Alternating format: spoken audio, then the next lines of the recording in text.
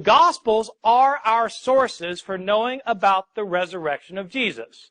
Are they the kind of sources that historians would want when trying to establish what probably happened in the past?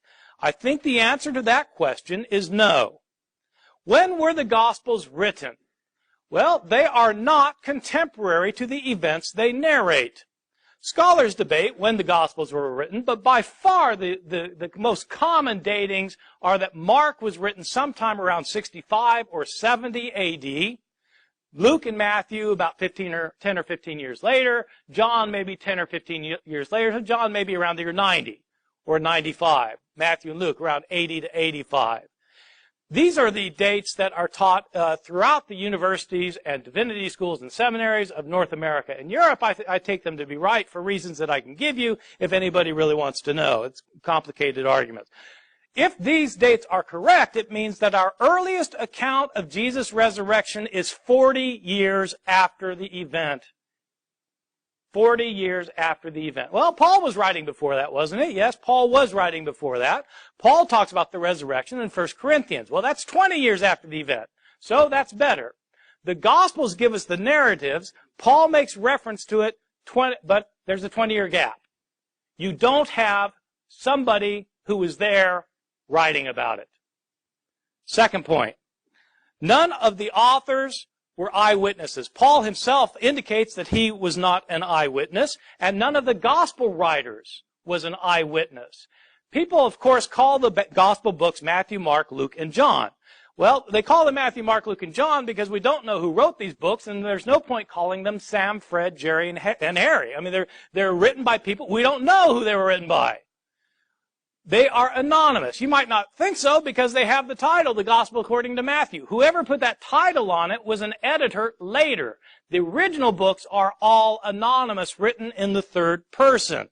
Moreover, the followers of Jesus were Aramaic-speaking peasants from Galilee, lower-class men who were not educated. In fact, Peter and John in Acts chapter 4, verse 13, are literally said to be illiterate.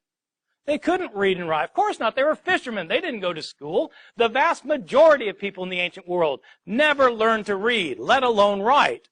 And their native language was Aramaic. These books are written in Greek by highly educated, rhetorically trained writers who are skilled in Greek composition. Probably not disciples and don't claim to be disciples. Where did these authors get their stories from? Well, if they were not disciples of Jesus, they must have heard the stories from somebody, who heard the stories from somebody, who heard the stories from somebody, who heard them from somebody. Stories about Jesus, including his resurrection, had been in circulation year after year after year from the time that his disciples knew that he got killed and believed he got raised from the dead. They told stories to convert people. They improved the story sometimes. They changed the story sometimes. The stories got modified in the process of transmission over the course of decades before anybody wrote the stories down. These stories are based on oral reports that have been in circulation for decades. What happens to oral reports in circulation year after year, decade after decade? They get changed. What evidence do we have that the stories about Jesus' death and resurrection got changed? You can read the stories yourself. Simply read Mark's account of Jesus' death and then read John's account of Jesus' death and make a list of everything that happens in both and compare your lists. You will find that there are stunning differences. In fact, there are discrepancies. Let me give you just a list of very quick examples. What day did Jesus die on? That's a simple question. And luckily, we're told in both Mark and John. In Mark's gospel, we're told that Jesus died the day after the Passover meal was eaten in Jerusalem.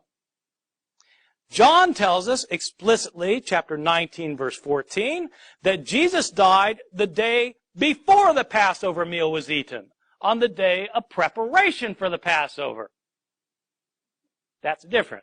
He couldn't die both days. What about the time? According to Mark, he died at 9 in the morning. According to John, he wasn't condemned to death until afternoon. John 19:14. These are accounts that differ from one another. Did Jesus carry his cross the entire way to Golgotha, or did Simon of Cyrene carry it? It depends which gospel you read. Did both robbers mock Jesus, or did only one of them mock him and the other come to his defense? It depends which gospel you read.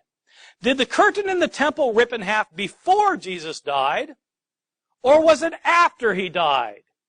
It depends which gospel you read. I can give you the references for all of these if you need me to, or you can look them up yourself. I'm not making these up. Those are just differences about Jesus' death. What about differences in the accounts of his resurrection? Well, who went to the tomb on the third day? Did Mary Magdalene go alone, or did Mary go with other women? Depends which gospel you read. If with other women, how many of them were there? What were their names? And which ones were they? It depends which gospels you read. Was the stone rolled away before the women got to the tomb or not? What did they see in the tomb? Did they see a man? Did they see two men? Or did they see an angel? Depends which gospel you read.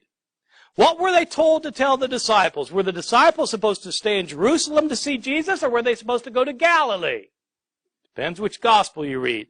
Did the women tell anybody, or were they silent about it? Depends which gospel you read.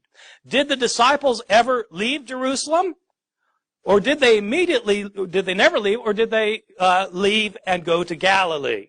Depends which gospel you read. My conclusion, these are not reliable historical accounts. There are too many discrepancies. The accounts are based on oral traditions that have been in circulation for decades.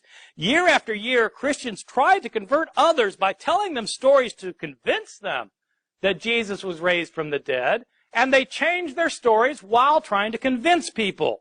These authors were not eyewitnesses. They're Greek-speaking Christians living many years after the fact. They're telling stories that Christians have been telling all these years.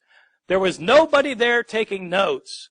Some of the stories were invented. Many were changed. For this reason, these accounts are not as useful as historians would like as historical sources.